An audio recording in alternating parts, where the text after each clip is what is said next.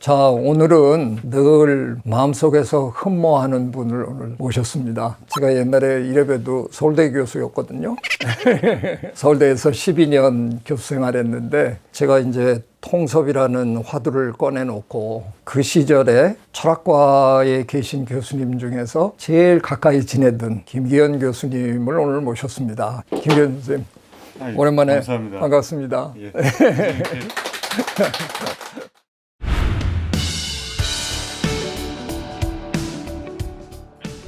융합 말씀하실 때 아마 철학과에서는 제가 비교적 관심이 있었던 사람 거의 유일하게 철학과 다른 선생님들은 저한테 쓸데없는 짓이라고. 시간 내주시고 이야기할 수 있는 기회 주셔서 감사드립니다. 네. 아이고, 이렇게 와주셔서 고맙습니다. 우리 김기현 교수님은 애리조나 대학에서 철학을 하셨는데요. 그 당시 애리조나 대학은 철학 쪽에서는 거의 최고의 대학이었어요. 박사학위 하던 시절에는 분석 철학을 하신 거죠. 분석 철학 하면서 이제 뭐 인식론, 심리 철학, 인간의 마음에 대한 이제 관심이 주 관심이었는데 저는 사실 그때 처음 인지과학이라고 하는 거에 경험을 갖게 됐고 아주 즐겁고 행복한 시간 보냈습니다. 선생님이 아마 서울대 오신 그 무렵부터 이제 슬슬 인지과학이 태동하던 시절이었잖아요. 저는 이제 고백을 하나 해야 될 게 있는데, 제가 통섭 책을 번역해 내놓고 처음에 제일 먼저 관심을 보인 학계가 철학계였어요. 철학계에서 이거 재밌다. 그래서 저를 부르셨는데 아주 그냥 혼이 난 적이 있는데요. 공개적으로 그 많은 철학 교수님들 앞에서 저희 생물학에서 이제 뇌를 들여다보기 시작했거든요. 저희가 뇌 안에서 뭔가 잘못 발견하시면 선생님도 그냥 한 번에 훅 갑니다. 이 통섭의 시대에, 융합의 시대에 적어도 지금 시대에 철학을 한다 그러면 뇌과학, 인지과학 정도는 기본적으로 공부하시고 하셔야 그게 현대적 의미의 철학을 하는 게 아니겠느냐. 그따위 소리를 이제 막 짓거렸어요. 방금 말씀하신 망발이라고 말씀하셨는데 그 망발에 저는 지금도 100% 공감하고 있습니다.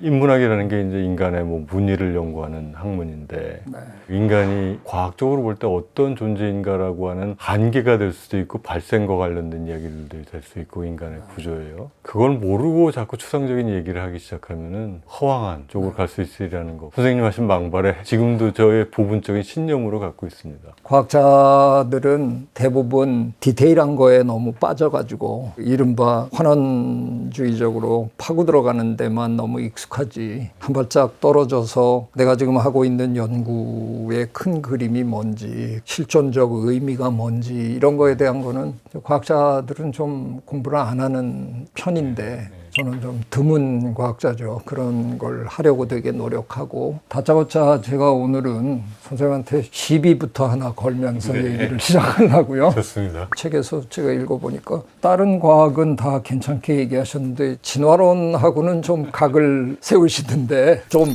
불편하신 데가 있으신가요? 아니요, 진화론적인 관점은? 제가 사실 이 책을 쓴 이유가 이제 인간다움이라는 게 뭔가를 생각하기 시작한 건데, 사회가 너무 갈등이 심하더라고요. 다원주의 좋습니다만 그게 뭐 딴 거를 정복해도 된다는 건 아니지 않습니까? 그 다원주의를 얘기할 때도 어떤 공통분모 찾아야 되고 그 부분이 저는 인간다움이라고 생각해서 거기를 이야기하기 시작했는데, 그러다 보니까 인간이란 뭔가라는 걸 현대에서 다윈의 진화론 빼고서 얘기한다는 것은 또 다시 공허한 얘기가 되기 때문에 이야기를 했습니다. 근데 제가 추구하고 있는 핵심 점은 뭐였냐면은 이 인간다움이라고 하는 것이 도대체 뭐고, 이게 어떻게 만들어졌고, 이게 어떤 도전을 받고 있는가를 이야기하는데, 그러다 보니까 주로 어디에 초점을 두게 됐냐 하면은 도전받는 측면들 또는 과장되는 측면들을 이야기하게 됐는데, 그렇다고 해서 저는 진화론이 갖고 있는 어떤 기여 이런 것에 대해서 부정할 생각이 전혀 없습니다. 인간이 공감 능력이 있다라든가 인간이 어떤 자유를 얻는다든가 이성이라든가 규범이라든가 이런 걸 구성해 나가는 과정이 진화론에서 너무나 잘 설명해 주고 있거든요. 공감 능력이라는 게 뭐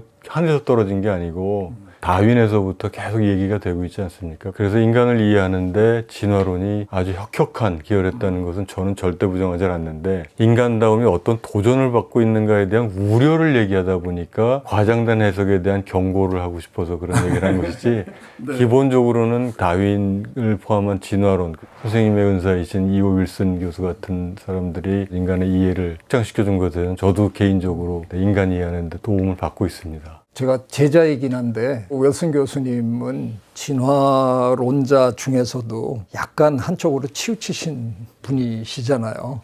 조금은 지나치게 집단 위주의 사고를 하시는 거고 진화론을 빨리 알리고 싶으셔가지고 가끔은 무리수를 두시는 거를 제가 조금 선생님도 그걸 관찰하고 계시고요. 네네. 사실은 그렇게까지 뭐 인문사회학자들을 싸잡아서 그렇게까지 안 하셨어도 당신의 그 논리를 충분히 하실 수 있는데 뭐 예를 들면 공감에 대한 얘기도 제잉그달 박사님과 거의 뭐 쌍벽을 이룬다 그래도 과언이 아닌 프란스 드월 같은 양반은 공감의 시대라는 책도 썼잖아요. 그래서 제가 번역을 했는데 그 책 번역하면서 제일 배운 것 중에 하나가 뭐냐면 공감은 우리 인간만 갖고 있는 전유물이 아니라는 거예요. 우리가 실험실에서 실험할 때 쓰는 그 힌지 그것들을 한 케이지에다가 한 5마리쯤 놓고 같이 밥을 주다가 어느 날 얘네를 5통에다가 나눠 놓고는 그중에 한 마리한테만 밥을 주는 거예요. 그러면 나머지 4마리는 굶잖아요. 얘네가 신음소리를 내기 시작하면 얘가 밥을 안 먹어요.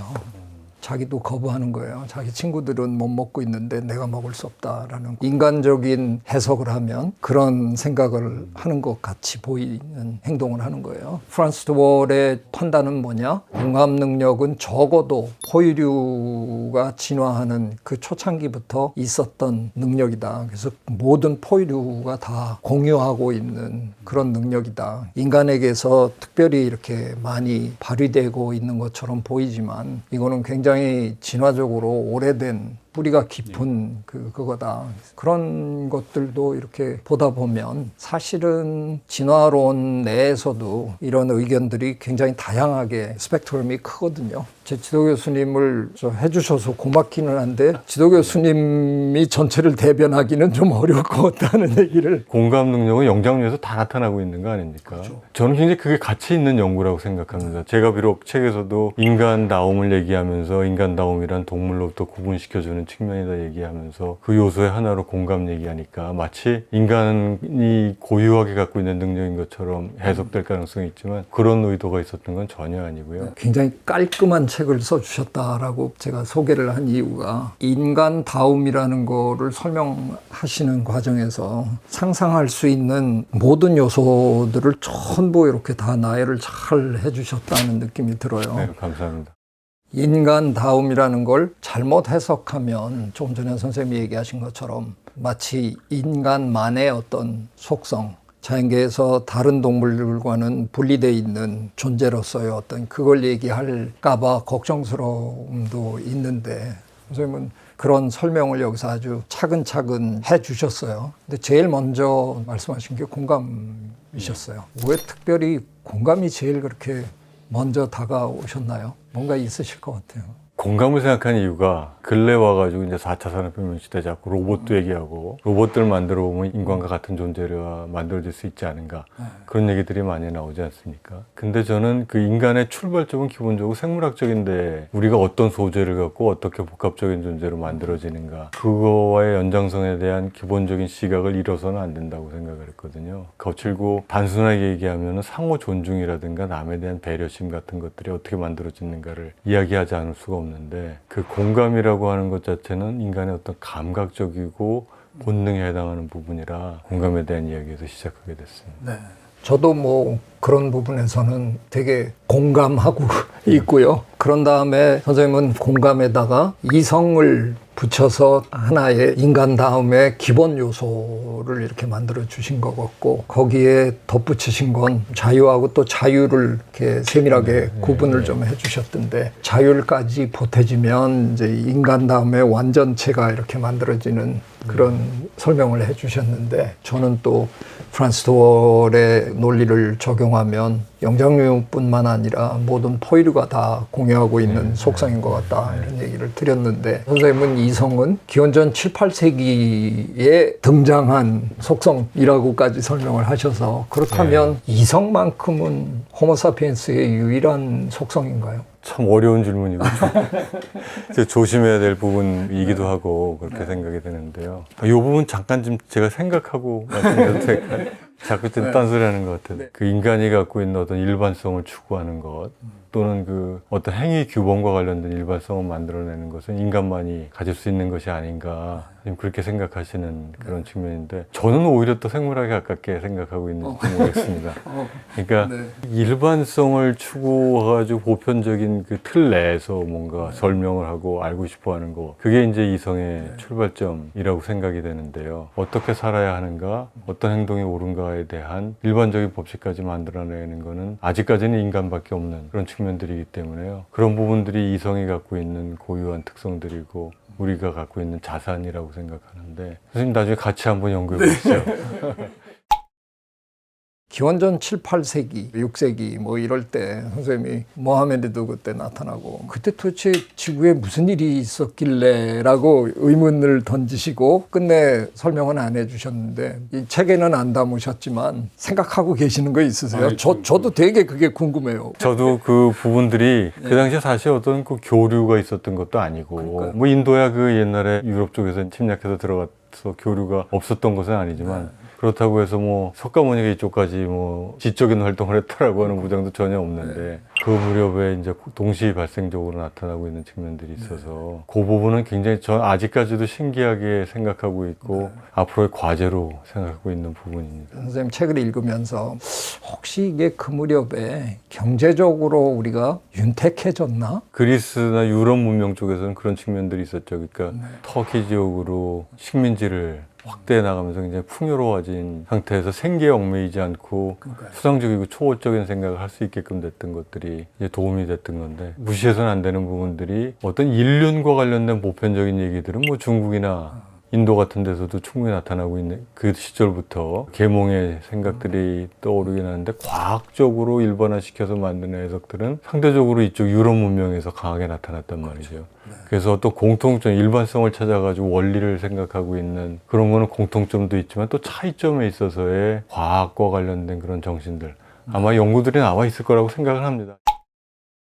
굳이 마지막 챕터에 새로운 시대의 우리 인간다움에 대한 도전 여러 가지 얘기를 하셨는데 저는 스티븐 핑커랑 오래전에 대담을 좀 해봤는데요. 핑커는 아예 AI를 지능으로도 안 쳐요. 그건 지능도 아니다. 그건 우리 인간이 다 조작해서 한 거에 계산의 결과인데 그게 무슨 지능이냐. 선생님이 책에는 AI가 우리에게 어떤 영향을 미치냐 하는 거에 동서양의 반응이 다른 것 같다고 선생님 관찰을 하셨어요. 서양 사람들은 이거 어떻게 하면 잘 이용해 먹을까 이런 편인데 동양 사람들은 대체로 큰일 났다. 우리 인간 세계를 이제 멸망시킨다 뭐 이런다 그러는데 그런 차이도 과학의 발달이 서양에서 일어나고 뭐 이런 거랑 연관이 있는지 선생님 설명이 좀 듣고 싶었어요. 대체로 그 상당히 상반된 반응을 보였다고 관찰하시더라고요. 근데 그 계기 중에 하나가 셀프 러닝을 통해 가지고 이제 진화해 나가는 학습을 해 나가는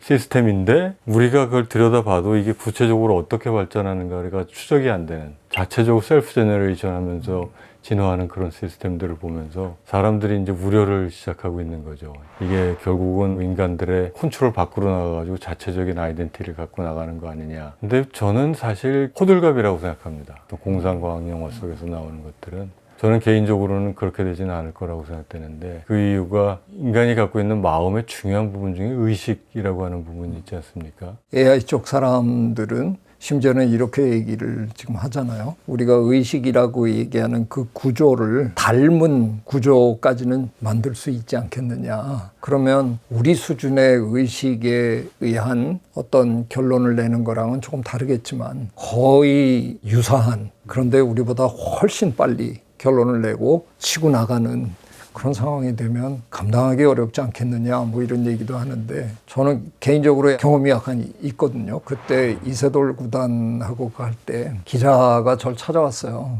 어떻게 어떻게 예상하시냐고. 그래서 뭐 5대 0이죠. 뭐 그랬더니 기자가 교수님도 그렇게 생각하시는군요. 그래서 아니 그게 아니라 나는 알파고가 5대 0으로 이길 거라고 생각한다. 그럼 어떻게 그렇게 생각하시냐고. 아니 알파고는 안 자잖아요. 제가 그렇게 대답을 했거든요. 첫 게임은 혹시 이세돌 구단이 이긴다 그래도 만약에 이기고 나면 그냥 밤새도록 왜 전날을 분석하고 이걸 하면 그 다음 대국부터는 계속 이길 수밖에 없다. 이세돌 구단이 한 판을 이겼잖아요. 그 이긴 게 그게 기적이죠. 그렇죠. AI가 전혀 예상할 수 없는 수를 두는 바람에 이놈이 이게 계산이 안 되니까 버벅거리다가 진 거 아니에요. 그 기가 막힌 드라마가 연출이 된 건데 저는 거기서 지금 선생님 하신 말씀에 저도 기본적으로 동의하는 게 우리 인간에게는 우리만의 독특한 그런 의식 구조가 있어서 우리는 때로 상식적이지 않은 결론을 내고 그런 일을 하잖아요. 우리는 그런 동물이고 만약에 우리가 지극히 계산적인 동물이면 공감 능력이라는 것 자체가 우리에게 이렇게 크게 발달했을 리가 없는데 AI가 그런 유사의식 구조를 흉내낸다 그래도 저는 언젠가는 우리는 지면서도 이기는 동물이니까 져주면서 더 큰 거를 이렇게 얻어내는 깊이도 있고 폭도 넓은 동물이잖아요. 그래서 저도 궁극적으로는 AI가 우리를 이기지 못할 거라고 이제 믿고 있는 사람인데. 근데 다윈 자신도 그런 얘기를 하지 않았습니까? 네. 우리가 인간들이 보이는 많은 행동 중에서는 지체 장애가 있는 사람이라든가 정신적 장애가 있는 사람들을 도와주고 있단 말이죠. 네. 어느 정도의 우리 생존 조건이 갖춰진 상태에서. 네. 그런 거 보면은 생존이라고 하는 것 자체를 중심으로 한 진화 개념이라고 하는 것이 굉장히 기본적인 틀을 이해하는 데 도움이 되긴 하지만 그리고 그거 없이 설명하기 어려운 부분들이 많이 있긴 하지만 그 이외에 그걸 넘어서는 인간들이 갖고 있는 소양들 그런 부분들이 있다는 거는 그 부정하기가 어렵죠. 지금 말씀하신 이런 것들이 다 인간다움의 면모인 거죠. 제가 이제 인간다움이라고 하는 제하에서 이제 이 책을 쓴 이유가 어떤 누구한테 뭐 가르쳐 주려고 한다든가 인간다워야 한다는 그 훈육서 같은 거로 생각했던 건 전혀 아니고요. 네. 우리 사실 인간다운 삶이 어떤 삶인지에 대해서는 대체로 다 알고 있습니다. 수상적으로 알고 있는 거죠. 근데 이것들이 어떤 요소들이 결합돼 가지고 우리가 생각하고 있는 현재 인간다움에 대한 개념들이 만들어졌는가. 저는 그리고 이게 또 만고불변의 진리라고 생각하지도 않고요. 우리가 현재 갖고 있는 인간다움의 개념, 과거의 계급제가 사라지고 오늘날의 인간다움이라고 얘기할 때는 다른 인격체를 나만큼 귀한 존재로 존중하는 그런 게 이제 인간다움의 개념이었다면 뭐 중세나 고대는 전혀 달랐죠. 계급주의적인 사회 속에서. 그래서 우리가 지금 갖고 있는 인간다움의 개념이라고 하는 것도 이후에 변화될 수 있으리라고 생각합니다. 결국 우리가 지금 어떻게 하느냐에 따라가지고 미래의 인간다움에 대한 새로운 개념들이 만들어질 수 있을 텐데 그저 흘러가는 것이 아니라 우리가 갖고 있는 것들을 귀하면 귀한 대로 보존하고자 하는 어떤 담론의 시작을 위해서 인간다움 개념이 어떻게 만들어졌고 어떤 조정을 받고 있는가 그런 거 한번 생각해 보기 위한 하나의 소재로 이런 작업을 시작하게 됐습니다. 의도하셨는지는 모르지만 그 책이 이렇게 읽다 보면 키워드 중심으로 이렇게 딱딱 찍어지거든요. 공감, 이성, 자유, 뭐 자율, 개인 뭐 이렇게 해서 쫙 이어져서 책을 읽고 모여서 토론하기 참 좋은 책으로 써주셨다는 느낌이 듭니다. 감사합니다. 이 책을 읽으면서 정말 인간답게 산다는 게 뭘까? 다운 삶이라는 게 도대체 어떤 모습인가를 생각하게 만드는 좋은 제목이라고 생각하고요. 이 책을 읽는 분들은 혼자 읽지 마시고요. 같이 읽으셨으면 좋겠어요. 여럿이 같이 읽고 모여서 열심히 좀 토론했으면 좋겠어요. 할 얘기가 이 안에 굉장히 많습니다. 저 약간 섭섭한 말씀드리면 사실은 이 책은요. 김규현 교수님이 한 3배 정도로 두껍게 써주셨어야 돼요. 설명을 많이 안 해주셨어요. 툭툭 던지시는 부분이 너무 많으세요. 그래서 우리 읽는 독자들께서 토론으로 채워주시면 어떨까 이런 생각을 해봤습니다. 이런 자리는 뭐 선생님도 그렇게 익숙한 자리는 아니실 텐데 제 초대에 이렇게 응해주시고 쑥스러우시겠지만 소감 겸해서 재미님들 이렇게 한번 호칭도 해주시고. 최재천 교수님 평소에 제가 항상 존경하고 이야기할 때마다 많은 느낌을 주시는 분하고 이렇게 같이 이야기를 나눌 수 있는 것에 대해서 정말 감사를 드리고요. 인간다움에 대한 이야기가 이제 시작으로 더 분발해가지고 의미 있는 이야기들 하도록 노력하겠습니다. 네, 고맙습니다. 이렇게 와주셔서. 감사합니다. 네.